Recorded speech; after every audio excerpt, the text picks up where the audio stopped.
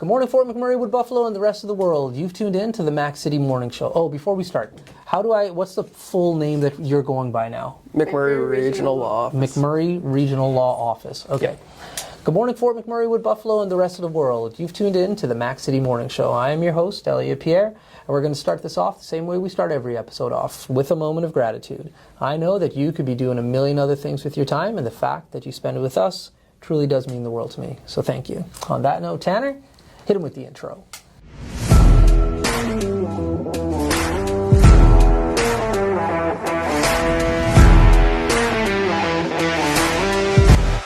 And we are back. As you can tell, we are not at the set of the Mac City Morning Show.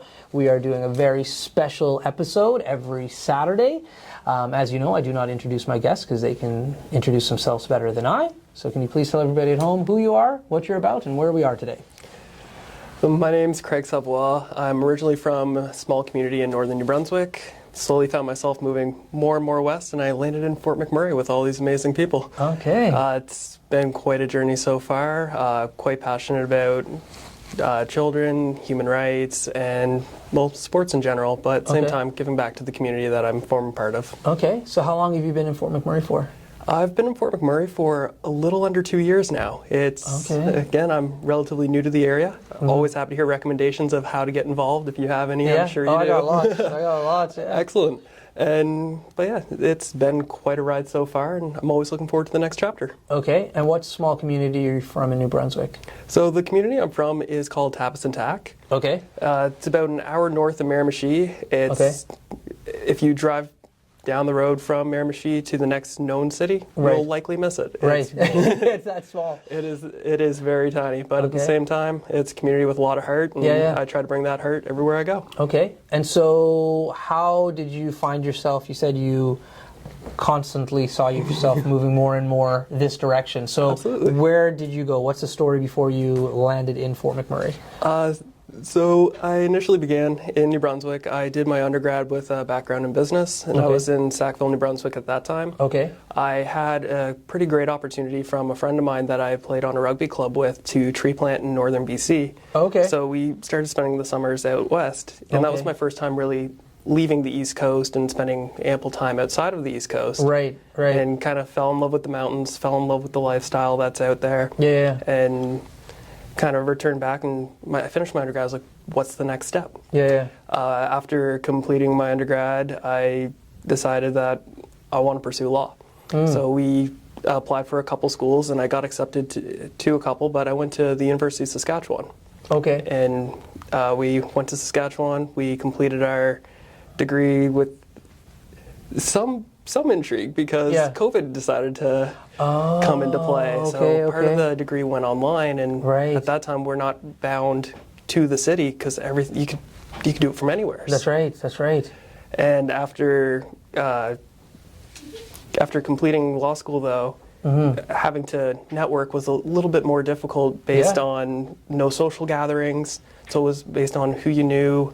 And I was fortunate enough that an individual, like one of my professors, knew a lawyer that was up here and recommended me to Fort McMurray. Okay. So I drove up, and the rest is kind of history. We're here now, and we're having a great time up here. Cool. All right. I know nothing about law or how to get into it. I know you need to write something called the LSAT, and that's about where it ends.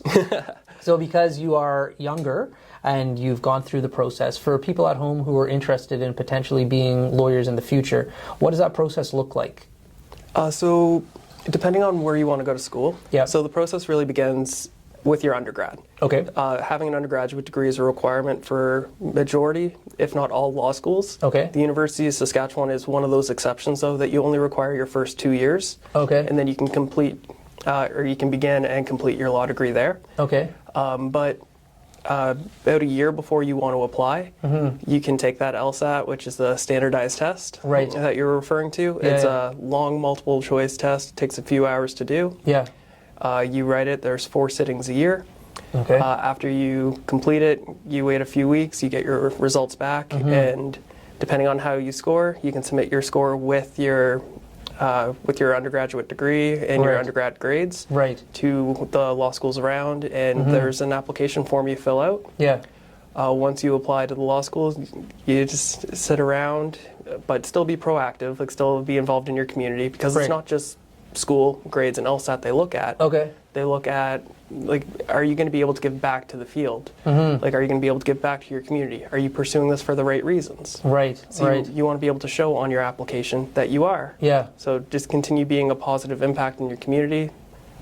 If you can get into law school from that part, that's great, complete your degree, but afterwards, try to find other positive ways to give back to your community again. Right. Because not everybody has the opportunity to be in our positions, but being in these positions, we have to recognize that it's a gift, and we have to give that gift back to the communities, because it's I'm trying to think of a good analogy for it, but a village doesn't, like, an individual's an individual by themselves, but it takes a village to build someone. That's right. And if you're that individual that somehow came out with this gift, you have to be able to give back to the village. Yeah, no doubt, man.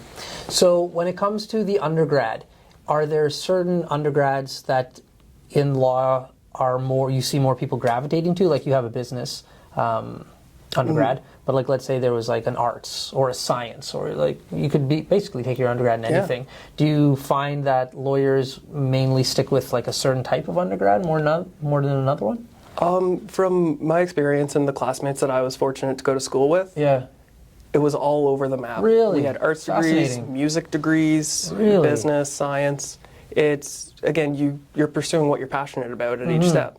So who's to say that an individual with a science degree versus an individual who studied music can't both be amazing lawyers? That's right. So so they kind of strip away the preferences for each particular degree. It's not that you were an engineer before, you took an engineering degree, therefore you'll make a better lawyer than that other individual. That's right. It's all about, were you passionate in what you're doing? Yeah. Are you passionate with what you're going to do? Yeah. Let's continue pursuing that passion. Very cool. All right, let's talk about passions for a second. One of mine is eating. I love to eat. Ooh. I don't eat often, but when I do, I like to do it properly. So we're local to Fort McMurray, and I know tonight I'm eating pizza. And I've been trying out different pizzas in town. Oh. I'm trying to rank where they all fall into place. I would love to see this list at the end. I'm working on it. Yeah, I'll publish it. Don't worry. All right, on. So with you being in Fort McMurray for the last 2 years, I'm not asking you where you think the best is. I'm asking you which is the most regular pizza place that you find yourself going to in Fort McMurray? Oh, that's a very good question. Usually it depends on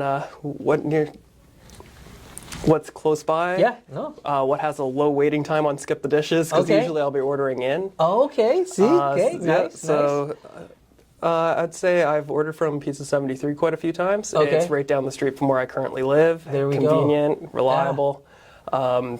So yeah, I usually go for a barbecue chicken pizza myself. How about you? Okay, I like it. If I get Pizza 73, I go with the meat lovers with wings and curly fries. Yep. But see, Pizza 73, funny enough, is one of the only pizza establishments that I will order and have them deliver.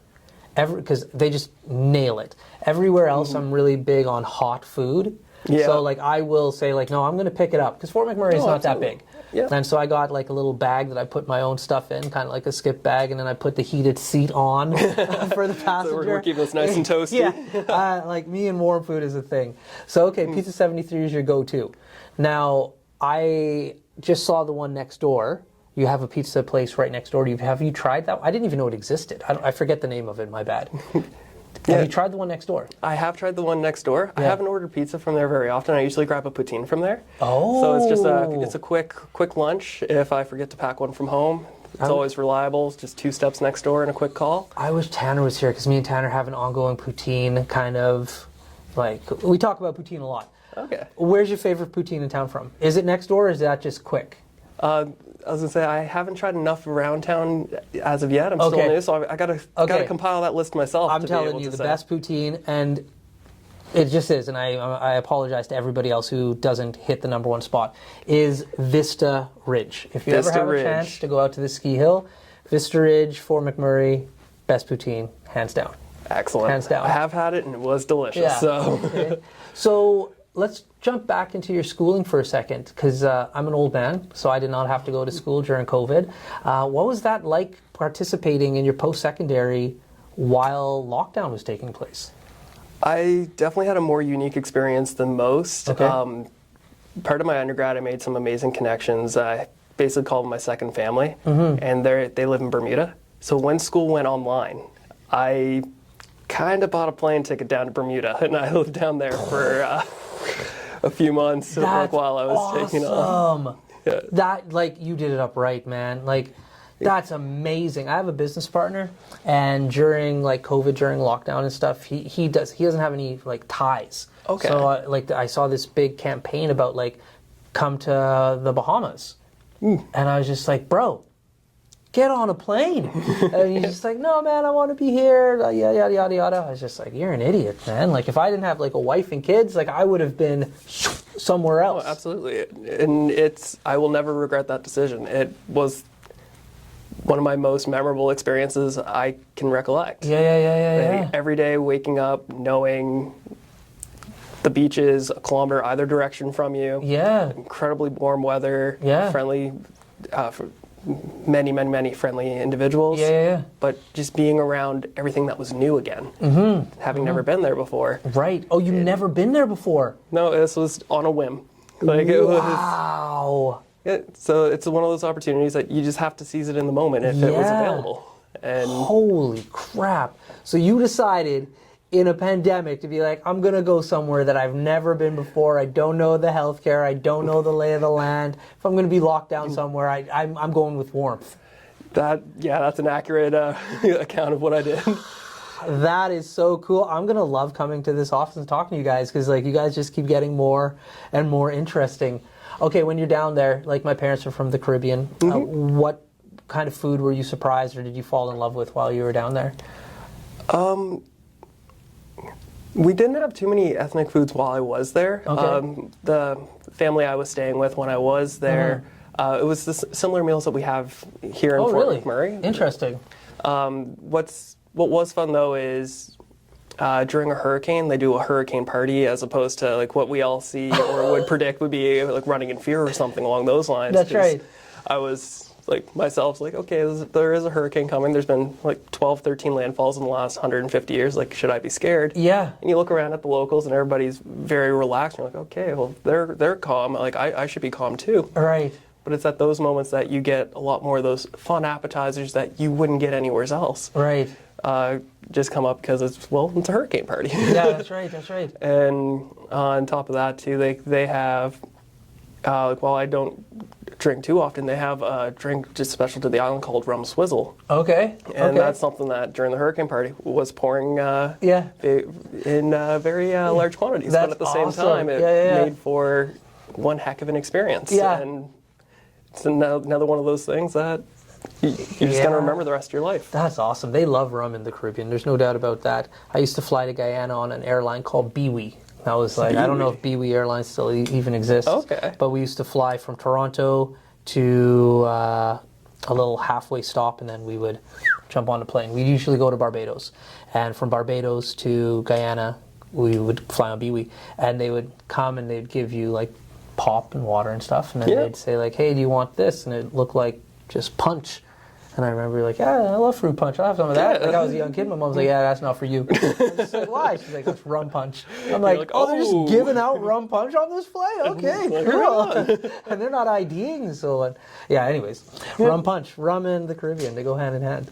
They really do. Listen, man, you're fascinating. I can't wait to talk to you more. But this show is a limited amount of time, so we're gonna cut it off for now and continue the discussion later on. But before I cut you loose, everybody gets a shameless shout out or plug. So you have the mic, the camera, the lights. Have fun. Right on. Well, I guess I'd like to take this quick opportunity to thank everybody I've met along the way and for everybody I will meet along this incredible journey we call life. It's been a time and a half, and I always look forward to the next chapter. There we go, man. Good outro. For everybody at home, I hope you're having a great day. Thank you very much for tuning in. It does mean the world to me. And I'll see you tomorrow. Peace. What a deadly old way to end another morning show. Later, boss. It's so ballistic!